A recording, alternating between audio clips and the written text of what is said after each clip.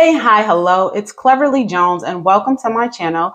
We'll be discussing today Leave the World Behind by Ruman Alam.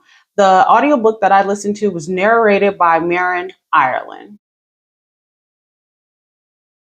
Amanda and Clay plan a peaceful vacation on Long Island, but are interrupted by an older couple, Ruth and GH, claiming a blackout occurred in New York City. With communication cut off, trust becomes uncertain.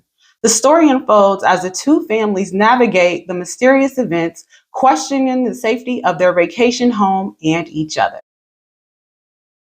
So some things that stuck out to me were I love that Ruth included Leave the World Behind in her Airbnb advertisement.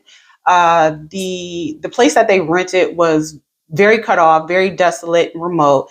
The only thing they had was Wi-Fi. They couldn't even use their cell phones unless they had Wi-Fi. The GPS didn't work. So it was very cut off in a desolate location. I found it weird with Clay and his obsession with cigarettes. That's all he thought about was cigarettes. It was just weird. I didn't understand why he had to hide smoking them when Amanda would buy him packs of cigarettes and she would occasionally smoke cigarettes with him.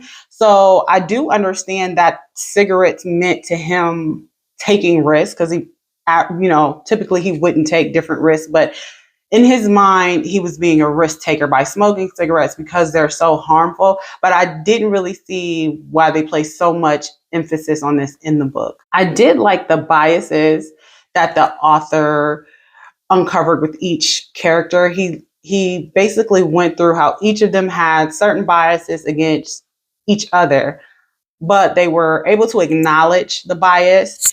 And through the acknowledgement, they were able to overcome the bias. And that's what you should do. We are all born with bias. And the important thing is to not acknowledge that you have that bias and to overcome it, go beyond it, get over it, and reach out and be welcoming and opening to other people. Amanda appears to be very needy. She wants to act as if she's in control of her emotions and herself, but she often seeks validation from other people. And that was apparent how she couldn't let work go. Like she had to check her work emails.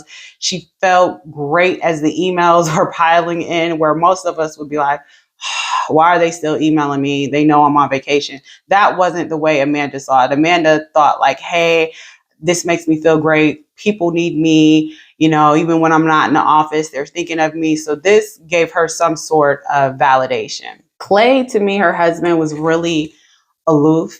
He wanted high achievement and high praise, but he didn't want to put in the work for it. So it seems like he was honestly okay with being average, but he knew Amanda was not okay with him being average. GH was an overly confident guy. Like he was all about numbers, all about making money.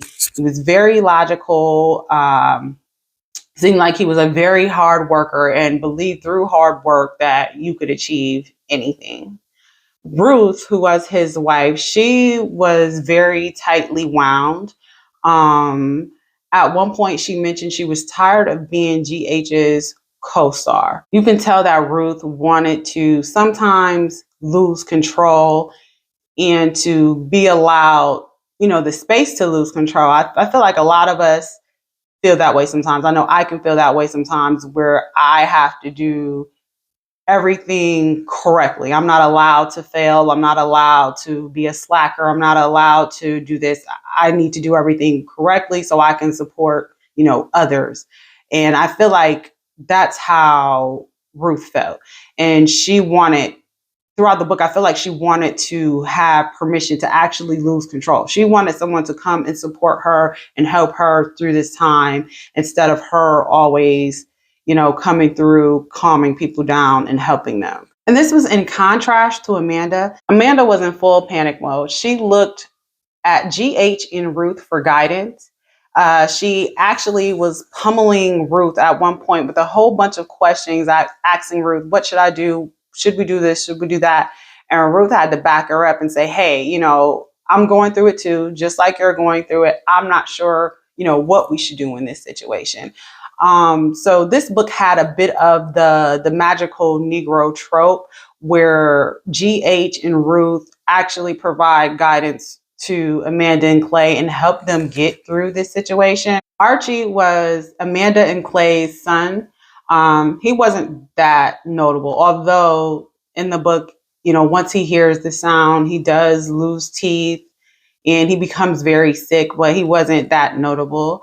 Their daughter Rose was to me, the most logical, the youngest and the most logical. She had logical explanations as to why the flamingos would get off track. Maybe it was the change in wind patterns or something like that going on. So she had more of a logical explanation, more so than the adults.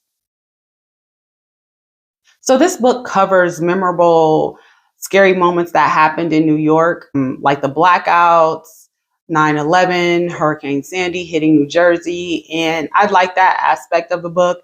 Me being from upstate New York originally, I can remember where I was at when these events occur. And they touched on in the book how GH was able to remember where he was at. So much so during 9/11, he remembered what he ordered at the diner and how the omelet tastes. And so that stood out to me. And I thought that was a great aspect of the book, because if you are from, New York City or New York State, those big things that happen, you do remember, where you were at and what you were doing and how afraid you were at the time because you didn't know, what was going on. So that helped to put the reader or the listener in the mold of it was true panic going on and he really didn't know what was happening outside. Also like that this book left you wanting more. Like when it ended, I was like, is that it? Like, is there a part two? So the pacing of the book was really quick and you wanted more of the story.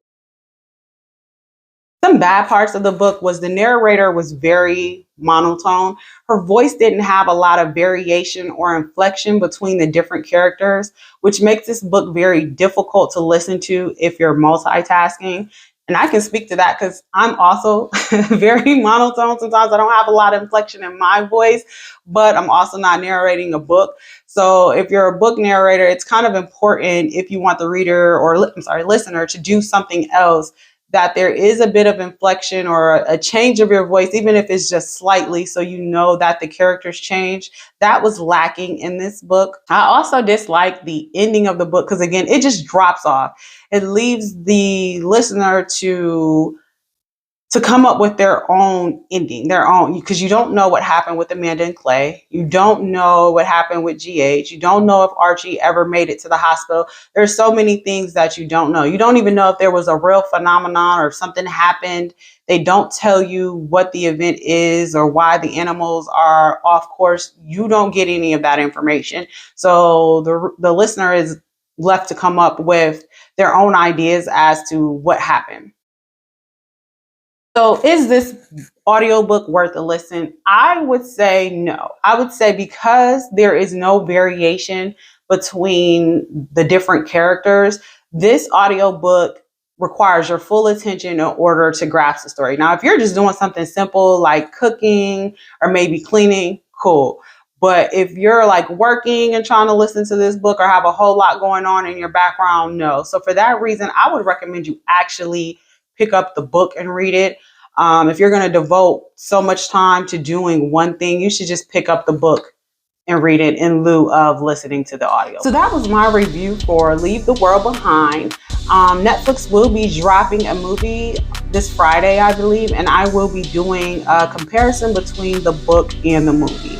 If you have read the book or listened to the audiobook, please leave a comment below. Let me know your thoughts. What did you think? What stood out to you? Also, don't forget to subscribe to my channel. I hope you have a great day.